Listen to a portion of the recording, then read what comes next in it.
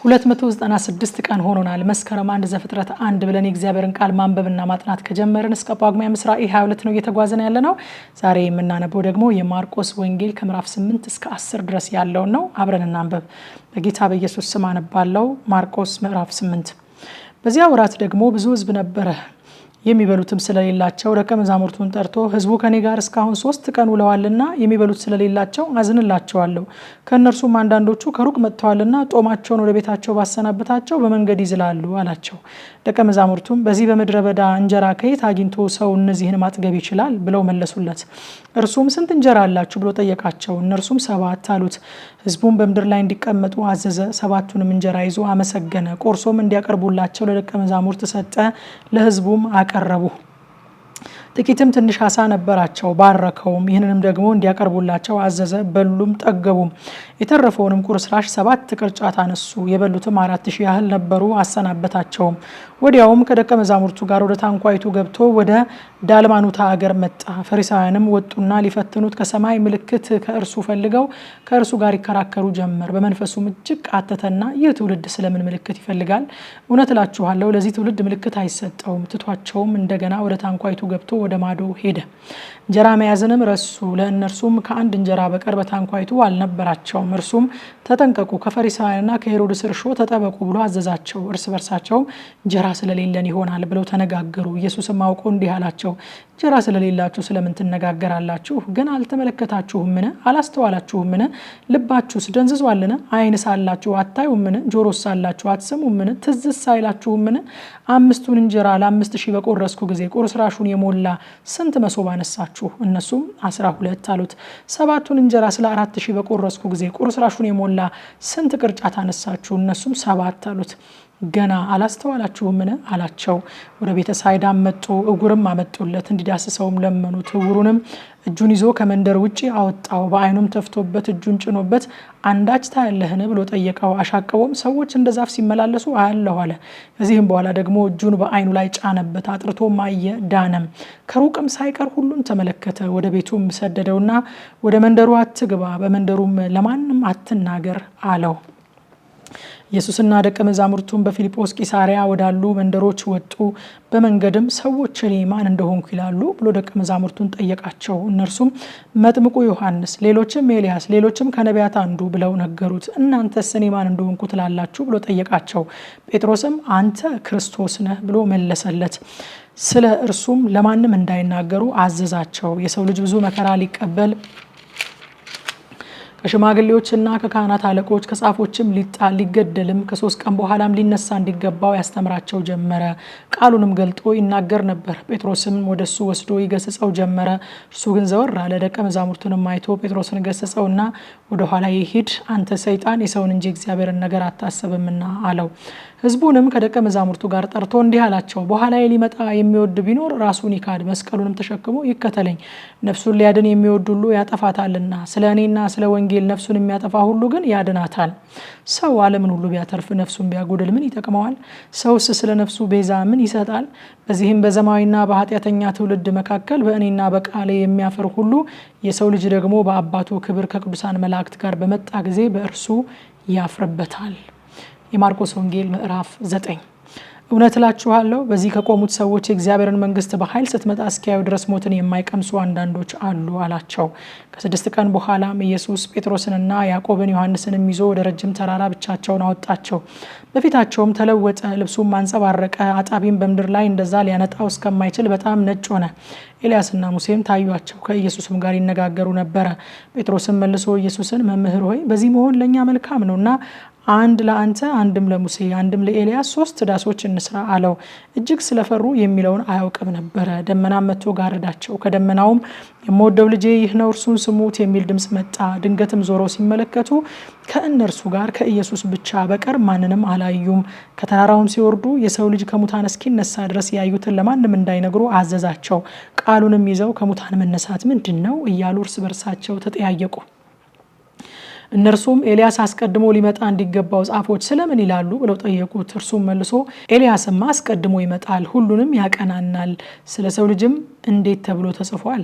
ብዙ መከራ እንዲቀበል እንዲናቅም። ነገር ግን እላችኋለሁ ኤልያስ ደግሞ መጥቷል፣ ስለ እርሱም እንደተጻፈ የወደዱትን ሁሉ አደረጉበት አላቸው። ወደ ደቀ መዛሙርቱም በመጣ ጊዜ ብዙ ሕዝብ ሲከቧቸው፣ ጻፎችም ከእነርሱ ጋር ሲከራከሩ አየ።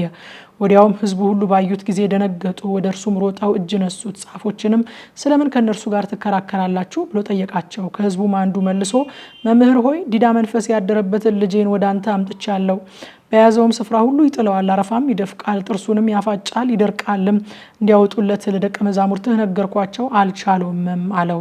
እርሱም መልሶ የማታምን ትውልድ ሆይ እስከ መቼ ከእናንተ ጋር እኖራለሁ? እስከ መቼ ስታገሳችኋለሁ? ወደ እኔ አምጡት አላቸው። ወደ እርሱም አመጡት።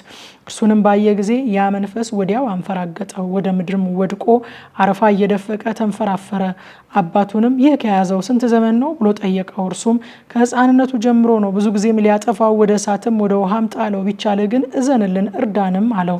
ኢየሱስም ቢቻልህ ትላለህ? ለሚያምን ሁሉ ይቻላል አለው። ወዲያውም የብላቴናው አባት ጮኸ፣ አምናለሁ፣ አለማመኔን እርዳው አለ። ኢየሱስም ሕዝቡ እንደገና ሲራወጥ አይቶ ርኩሱን መንፈስ ገሰጸና አንተ ዲዳ ደንቆሮ መንፈስ እኔ አዝሃለሁ፣ ከእርሱ ውጣ፣ እንግዲህም አትግባበት አለው። ጮሆም እጅግ አንፈራግጦት ወጣ። ብዙዎችም ሞተ እስኪሉ ድረስ እንደሙት ሆነ። ኢየሱስ ግን እጁን ይዞ አስነሳው፣ ቆመም። ወደ ቤትም ከገባ በኋላ ደቀ መዛሙርቱ እኛ ልናወጣው ያልቻልን ስለምንድን ነው ብለው ብቻውን ጠየቁት። ይህ ወገን በጸሎትና በጦም ካልሆነ በምንም ሊወጣ አይችልም አላቸው። ከዚያም ወጥተው በገሊላ በኩል አለፈው። ደቀ መዛሙርቱንም ያስተምር ነበረ፣ ማንም ያውቅ ዘንድ አልወደደም። ለእነርሱም የሰው ልጅ በሰዎች እጅ አልፎ ይሰጣል፣ ይገድሉትማል፣ ተገድሎም በሶስተኛው ቀን ይነሳል ይላቸው ነበረ። እነርሱም ነገሩን አላስተዋሉም፣ እንዳይጠይቁትም ፈሩ። ወደ ቅፍርናሆምም መጣ። በቤትም ሆኖ በመንገድ እርስ በርሳችሁ ስለምን ተነጋገራችሁ ብሎ ጠየቃቸው። እነርሱ ግን በመንገድ ከሁሉ የሚበልጥ ማን ይሆን ተባብለው ነበርና ዝም አሉ። ተቀምጦም 12ቱን ጠርቶ ሰው ፊተኛ ሊሆን ቢወድ ከሁሉ በኋላ የሁሉም አገልጋይ ይሁን አላቸው። ሕፃንም ይዞ በመካከላቸው አቆመው። አቅፎም እንደዚህ ካሉ ሕፃናት አንዱን በስሜ የሚቀበል ሁሉ እኔን ይቀበላል፣ የሚቀበለኝም ሁሉ የላከኝን እንጂ እኔን አይቀበልም አላቸው። ዮሐንስ መልሶ መምህር ሆይ አንድ ሰው በስምህ አጋንንት ሲያወጣ አየነው፣ ስለማይከተለንም ከለከል ነው አሉ። ኢየሱስ ግን አለ በስሜ ተአምር ሰርቶ በቶሎ በእኔ ላይ ክፉ መናገር የሚችል ማንም የለምና አትከልክሉት፣ የማይቃወመን እርሱ ከኛ ጋር ነውና። የክርስቶስ ስለሆናችሁ በስሜ ጽዋ ውሃ የሚያጠጣችሁ ሁሉ ዋጋው እንዳይጠፋበት እውነት እላችኋለሁ። በእኔም ከሚያምኑት ከነዚህ ከታናናሾቹ አንዱን የሚያሰናክል ሁሉ ትልቅ የወፍጮ ድንጋይ ባንገቱ ታስሮ ወደ ባህር ቢጣል ይሻለው ነበረ። እጅ ብታሰናክልህ ቁረጣት። ሁለት እጅ ኖሮህ ትላቸው ወደማይሞትበት እሳቱም ወደማይጠፋበት ወደ ገሃነም ወደማይጠፋ እሳት ከመሄድ ጉንድሽ ሆነ ወደ ሕይወት መግባት ይሻልሃል። እግር ብታሰናክልህ ቁረጣት። ሁለት እግር ኖሮ ትላቸው ወደማይሞትበት እሳቱም ወደማይጠፋበት ወደ ገሃነምም ወደማይጠፋ እሳት ከመጣል አንካሳ ሆነ ወደ ሕይወት መግባት ይሻልሃል። ዓይንህን ብታሰናክልህ አውጣት። ሁለት ዓይን ኖሮህ ትላቸው ወደማይሞትበት እሳቱም ወደማይጠፋበት ወደ ገሃነመ እሳት ከመጣል አንዲት ዓይን ኖራህ ወደ እግዚአብሔር መንግሥት መግባት ይሻልሃል።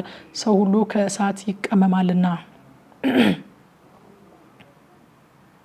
ሰው ሁሉ በእሳት ይቀመማልና መስዋዕትም ሁሉ በጨው ይቀመማል። ጨው መልካም ነው፣ ጨው ግን አልጫ ቢሆን በምን ታጣፍጡታላችሁ? በነፍሳችሁ ጨው ይኑርባችሁ፣ እርስ በርሳችሁም ተስማሙ። የማርቆስ ወንጌል ምዕራፍ 10። ከዚያም ተነስቶ በዮርዳኖስ ማዶ ወደ ይሁዳ ሀገር መጣ። ደግሞ ብዙ ሰዎች ወደ እርሱ ተሰበሰቡ፣ እንደ ልማዱም ደግሞ ያስተምራቸው ነበረ። ፈሪሳውያንም ቀርበው ሰው ሚስቱን ሊፈታ ተፈቅዶለታልን ብለው ሊፈትኑት ጠየቁ። እርሱ ግን መልሶ ሙሴ ምን አዘዛችሁ አላቸው። እነርሱም ሙሴስ የፍችዋን ወረቀት ጽፎ እንዲፈታት ፈቀደ አሉ። ኢየሱስም መልሶ እንዲህ አላቸው፣ ስለ ልባችሁ ጥንካሬ ይህችን ትእዛዝ ጻፈላችሁ። ከፍጥረት መጀመሪያ ግን እግዚአብሔር ወንድና ሴት አደረጋቸው። ስለዚህ ሰው አባትና እናቱን ይተዋል፣ ከሚስቱም ጋር ይተባበራል፣ ሁለቱም አንድ ስጋ ይሆናሉ። ስለዚህ አንድ ስጋ ናቸው እንጂ ወደፊት ሁለት አይደሉም። እግዚአብሔር ያጣመረውን እንግዲህ ሰው አይለየው። በቤትም ደግሞ ደቀ መዛሙርቱ ስለዚህ ነገር ጠየቁት። እርሱም ሚስቱን ፈቶ ሌላ የሚያገባ ሁሉ በእርሷ ላይ ያመነዝራል፣ እርሷን ባሏን ፈታ ሌላ ብታገባ ታመነዝራለች አላቸው። እንዲዳስሳቸውም ሕፃናትን ወደ እርሱ አመጡ። ደቀ መዛሙርትም ያመጧቸውን ገሰጿቸው። ኢየሱስ ግን አይቶ ተቆጣና ሕፃናትን ወደ እኔ ይመጡ ዘንድ ተዋት፣ ከልክሏቸው፣ እግዚአብሔር መንግስት እንደነዚህ ላሉት ናትና። እውነት እላችኋለሁ የእግዚአብሔርን መንግስት እንደ ሕፃን የማይቀበላት ሁሉ ከቶ አይገባባትም አላቸው። አቀፋቸውም እጁንም ጭኖ ባረካቸው። እርሱም በመንገድ ሲወጣ አንድ ሰው ወደ እርሱ ሮጦ ተንበረከከለትና ቸር መምህር ሆይ የዘላለም ሕይወትን እወርስ ዘንድ ምን ላድርግ ብሎ ጠየቀው። ኢየሱስም ስለምን ቸር ትለኛለህ? ከአንዱ ከእግዚአብሔር በቀር ቸር ማንም የለም። ትእዛዛቱን ታውቃለህ፣ አታመንዝር፣ አትግደል፣ አትስረቅ፣ በሐሰት አትመስክር፣ አታታል፣ አባትና እናትህን አክብር አለው። እርሱም መልሶ መምህር ሆይ ይህን ሁሉ ከሕፃንነቴ ጀምሬ ጠብቄአለሁ አለው። ኢየሱስም ወደ እርሱ ተመልክቶ ወደደውና አንድ ነገር ጎደለ፣ ሂድ ያለህን ሁሉ ሽጠህ ለድሆች ስጥ፣ በሰማይም መዝገብ ታገኛለህ፣ መስቀሉንም ተሸክመህ ና ተከተለኝ አለው። ነገር ግን ስለዚህ ነገር ፊቱ ጠቆረ፣ ብዙ ንብረት ነበረውና እያዘነ ሄደ። ኢየሱስም ዞር ብሎ አይቶ ደቀ መዛሙርቱን ገንዘብ ላላቸው ወደ እግዚአብሔር መንግስት መግባት እንዴት ጭንቅ ይሆናል አላቸው። ደቀ መዛሙርቱም እነዚህን ቃሎች አደነቁ። ኢየሱስም ደግሞ መልሶ ልጆች ሆይ በገንዘብ ለሚታመኑ ወደ እግዚአብሔር መንግስት መግባት እንዴት ጭንቅ ነው፣ ባለጠጋ ወደ እግዚአብሔር መንግስት ከሚገባ ግመል በመርፌ ቀዳዳ ቢያልፍ ይቀላል አላቸው። እነርሱም ያለ መጠን ተገረሙና እርስ በርሳቸው እንግዲያ ማን ሊድን ይችላል ተባባሉ። ኢየሱስም ተመለከታቸውና ይህ በእግዚአብሔር ዘንድ እንጂ በሰው ዘንድ አይቻልም፣ በእግዚአብሔር ዘንድ ሁሉ ይቻላልና አለ። ጴጥሮስም እነሆ እኛ ሁሉን ትተን ተከተልንህ ይለው ጀመር። ኢየሱስም መልሶ እንዲህ አለ፣ እውነት እላችኋለሁ ስለ እኔና ስለ ወንጌል ቤትን ወይንም ወንድሞችን ወይንም እህቶችን ወይንም አባትን ወይንም እናትን ወይም ሚስትን ወይም ልጆችን ወይም እርሻን የተወ አሁን በዚህ ዘመን ከስደት ጋር ቤቶችን፣ ወንድሞችን፣ እህቶችን፣ እናቶችንም ልጆችንም እርሻንም 100 እጥፍ በሚመጣውም ዓለም የዘላለም ሕይወት የማይቀበል ማንም የለም። ግን ብዙ ፊተኞች ኋለኞች፣ ኋለኞችም ፊተኞች ይሆናሉ። ወደ ኢየሩሳሌምም ሲወጡ በመንገድ ነበሩ። ኢየሱስም ይቀድማቸው ነበርና ተደነቁ፣ የተከተሉትም ይፈሩ ነበረ። ደግሞም 12ቱን ወደ እርሱ አቅርቦ ይደርስበት ዘንድ ያለውን ይነግራቸው ጀመር።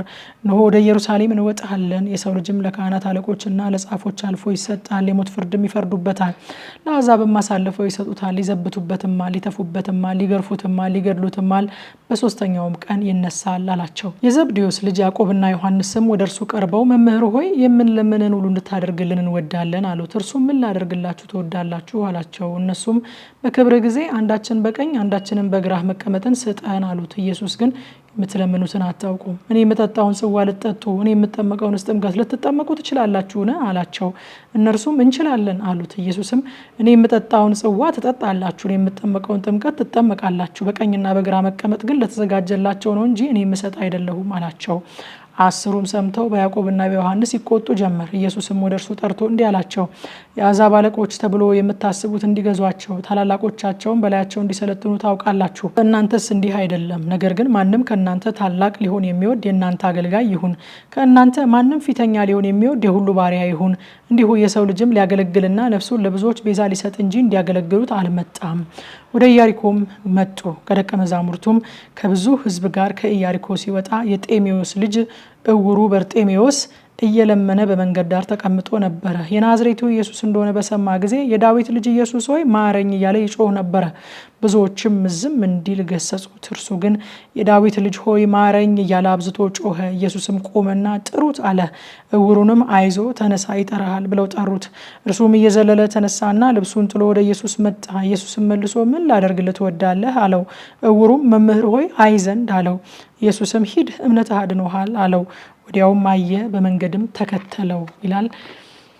ማታ 3 ሰዓት ላይ አሁን የተነበበው ክፍል በቲክቶክ እና በቴሌግራም ገጻችን በቀጥታ ስርጭት በትኩረት የሚጠና ይሆናል። ኑና አብረን እናጥና። ሻሎም